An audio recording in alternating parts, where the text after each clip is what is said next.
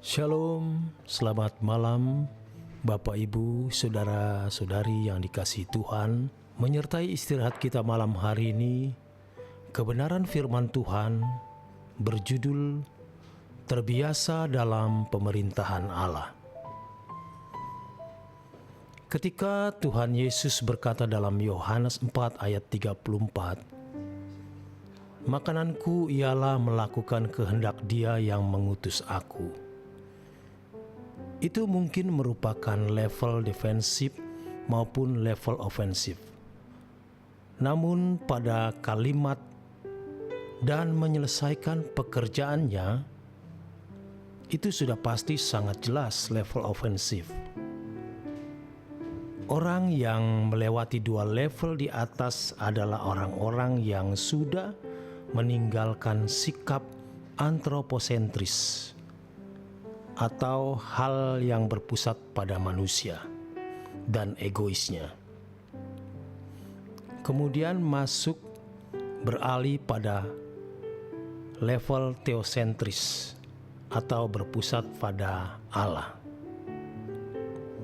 Banyak orang Kristen yang masih bersikap antroposentris, sehingga masih sangat egosentris atau mementingkan diri sendiri. Orang yang masih bersikap antroposentris sehingga bersikap egois adalah orang-orang yang tidak berjuang untuk menyukakan hati Bapa dan melihat pekerjaannya yang harus ditunaikan. Mereka tidak mengetahui rencana Bapa yang harus mereka penuhi. Biasanya orang-orang seperti ini melakukan segala sesuatu demi memperoleh keuntungan, sekecil apapun keuntungan tersebut. Menjaga perasaan Bapa untuk menyukakan hatinya tidak cukup hanya berbelas kasihan kepada orang yang sedang dalam kesulitan, menolong orang miskin, membuat rumah yatim piatu, membantu orang susah, dan lain sebagainya. Semua itu juga dilakukan oleh orang-orang yang beragama lain. Itu merupakan bahasa orang beragama secara umum. Sebagai anak-anak Allah, kita harus melihat perasaan Bapa dan rencananya. Apa yang Dia kehendaki untuk kita lakukan? Betapa istimewanya orang yang dipercayai oleh Allah untuk mengerti apa yang direncanakan Bapa untuk hidup masing-masing individu dan menunaikannya atau memenuhinya. Sungguh berharga dan bernilai orang-orang seperti ini. Pada zaman sekarang ini hampir tidak ditemukan orang yang hidup hanya untuk kesukaan hati Bapa sampai level ofensif. Manusia rata-rata masih bersifat egosentris. Hal ini sudah dikemukakan oleh Yesus. Dan karena makin bertambahnya kedurhakaan, maka kasih kebanyakan orang akan menjadi dingin. Matius 24 ayat 12.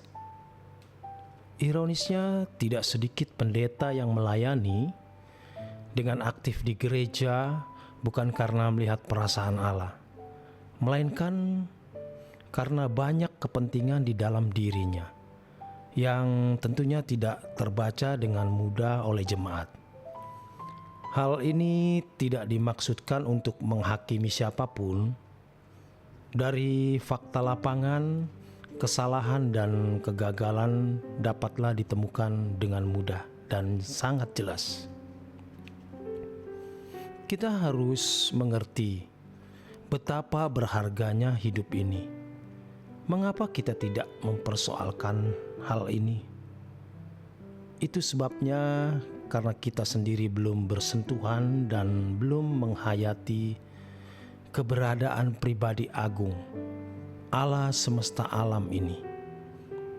Banyak orang beragama bersentuhan dengan liturgi, hanya berupa Allah yang dinyanyikan, dikhotbahkan, dibicarakan, diseminarkan, dan didiskusikan, tetapi tidak bersentuhan langsung dengan pribadinya. Para teolog, sarjana teologi, magister teologi, dan doktor teologi, mereka sangat cakap berbicara tentang Allah. Tetapi perilaku sebagian mereka tidak menunjukkan bahwa mereka mengenal Allah dan benar-benar bersentuhan dengan Dia. Sikap tidak hormat kepada Allah itu sangat terlihat ketika mereka berbicara dengan tidak menjaga perasaan orang lain, materialistis ketika bertemu orang berduit, berebut kedudukan, tampak sekali ambisi untuk bisa memperoleh sesuatu demi kesenangan dan kepentingannya sendiri. Kebanggaan mereka adalah capaian prestasi dalam dunia akademis, padahal mereka tidak sungguh-sungguh telah menyukakan hati Allah. Kita harus menghayati bahwa ada mata yang melihat diri kita setiap saat, yaitu ada tuan rumah yang memerintah kehidupan ini, yaitu Allah Bapa. Dia selalu bersama dengan kita. Dia mengontrol dan memonitor kita. Oleh sebab itu, kita harus benar-benar berhati-hati dengan segala sesuatu yang kita lakukan. Allah memang seakan-akan tidak terganggu ketika kita hidup tidak benar. Namun sebenarnya Allah berduka ketika kita melakukan sesuatu yang tidak sesuai dengan kehendak-Nya. Demikian pula Allah seakan-akan tidak merespon ketika kita belajar hidup sesuci-sucinya. Padahal sesungguhnya segala sesuatu yang kita lakukan sesuai dengan kehendak Bapa itu menyukakan hati-Nya. Kita harus sepenuhnya percaya yang dikatakan di dalam firman Tuhan dengan keyakinan penuh, tanpa garansi siapapun dan tanpa jaminan apapun, karena Allah yang menjamin firman-Nya. Kita harus mempunyai sepenuhnya bahwa firman Allah pasti digenapi. Kalau firman mengatakan bahwa tidak melakukan kehendak Allah mendukakan hati-Nya, dan melakukan kehendak Allah menyenangkan hati-Nya, tetapi berpikir panjang kita seharusnya mempercayainya saja. Kebiasaan memiliki gaya hidup seperti ini akan membentuk kepribadian dan karakter kita menjadi seperti yang Allah kehendaki.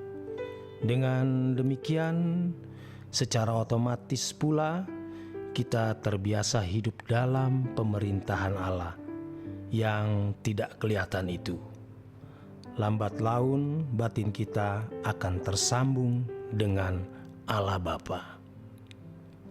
Demikian kebenaran firman Tuhan malam hari ini.